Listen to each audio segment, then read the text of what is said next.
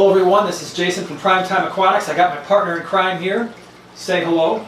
Hello. Today we are going to reveal the tank right behind us, which you've probably already seen in the thumbnail, so I don't know why we're covering it up like it's some big secret. But we now have tank number 2 done in the gallery. Want to share this with you, how we did it. Hope you enjoyed the video. Appreciate you being here. All right, everyone, so we are getting ready to escape this aquarium. This is the 125 right behind me. Now, this is red flint substrate. That's the sand that's in there right now. Used 100 pounds of that, and now we've got to get ready to do the hardscape.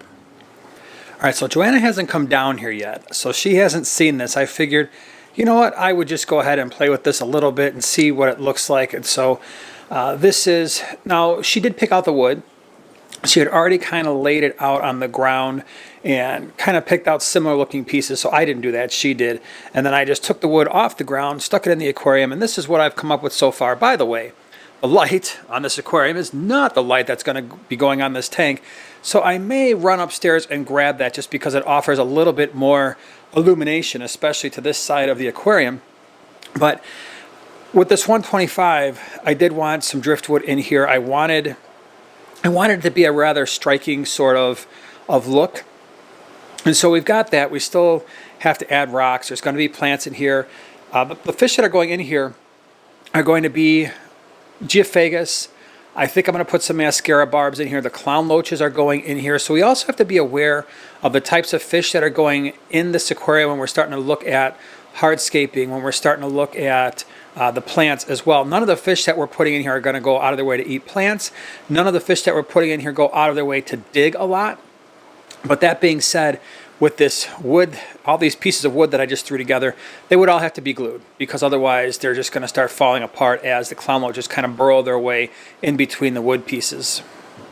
So I think I passed one of the tests, and that is Joanna liked, for the most part, what I did with the wood. We made a couple of minor changes, and we might still make some changes later. She's doing this on her lunch hour right now. So we did add some rocks. She added most of them. I added a few. Some of it is strategic. Some of it's going to be used just to hold down the wood for right now. We have to glue all this stuff together. While it's been in tanks before, there's still a chance that some of the stuff could float. We did extend some of the rock work out. We'll see, that may change. Again, we're just kind of playing around with it right now, just to try to get the hardscape set. I think that's our goal for today, is to try to get the hardscape more or less sort of in place, and then we can begin to look at all the plants, and I can get the water in the tank, because once we do the plants, Joanna usually likes to have some water. That is definitely an area where she's going to be pretty much 100% the person who's got to do that, because that's not my thing. So we'll see what she thinks about the rocks. I added in some more. We'll see what she wants to do once she glues everything together. Then we can begin plants, getting some water in the aquarium, and see where we go from there. All right, I needed to show you this. Joanna is holding up this crinum that was in a 40-gallon breeder. I did not realize how long it was, so obviously that's the part that goes in the substrate. And it goes, and it goes, and it goes, and it goes, and it goes, and it goes, and it goes, and it goes, and it goes. So for those of you who have a really, really long tank, this thing, can you hold it just by your head? Joanna's like 6'6". No, I'm kidding. But she's about 5'10". And if she's holding it even with her head, you can see all the way down to the bottom. So that thing is almost 6 feet tall.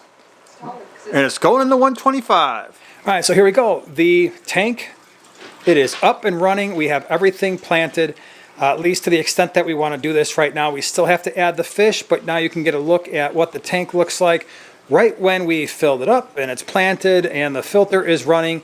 And so we'll talk more about the fish that are going in. I'll show you that in a second.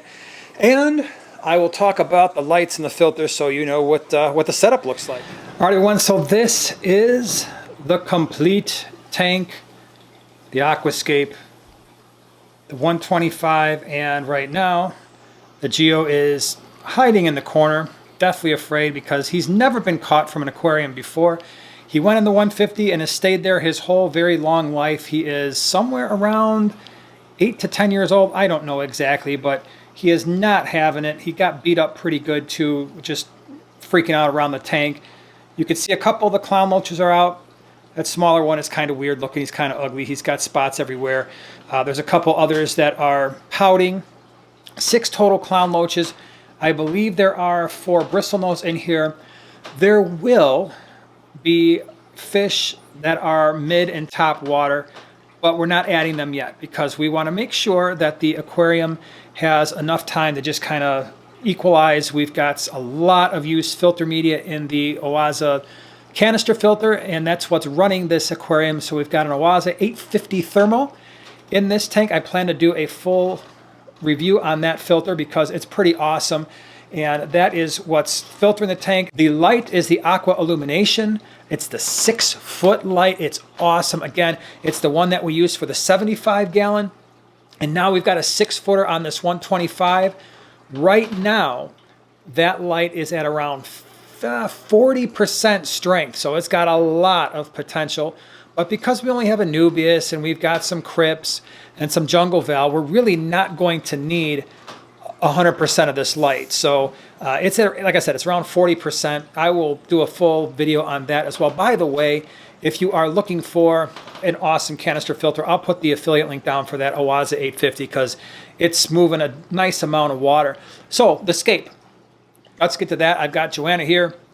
What did we do with the scape? So first thing is we did the rocks and we did the wood, and I got to mess with most of the wood, and you glued it all in. And then the plants, that was all 100% you. So what did you do? Yes, so once again, I would like to reiterate, Jason did nearly all of the driftwood. I would say about 99% of the driftwood.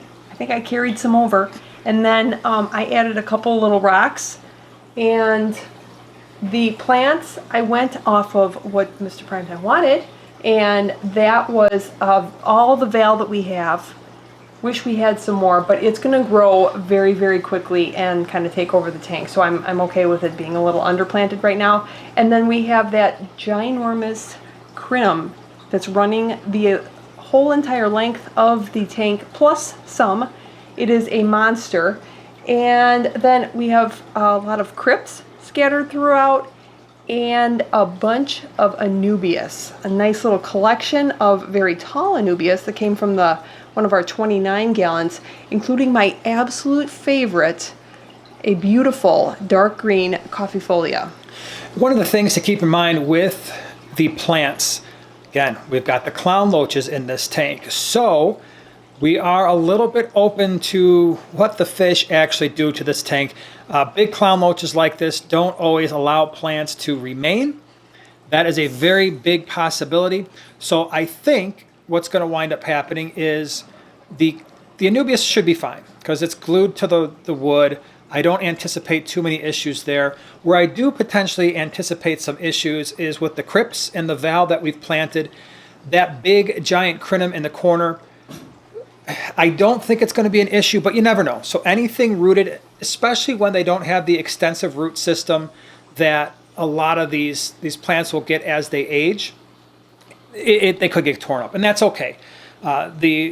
Actually, the wood and the rocks themselves, just with that hardscaping, the tank looks pretty darn good.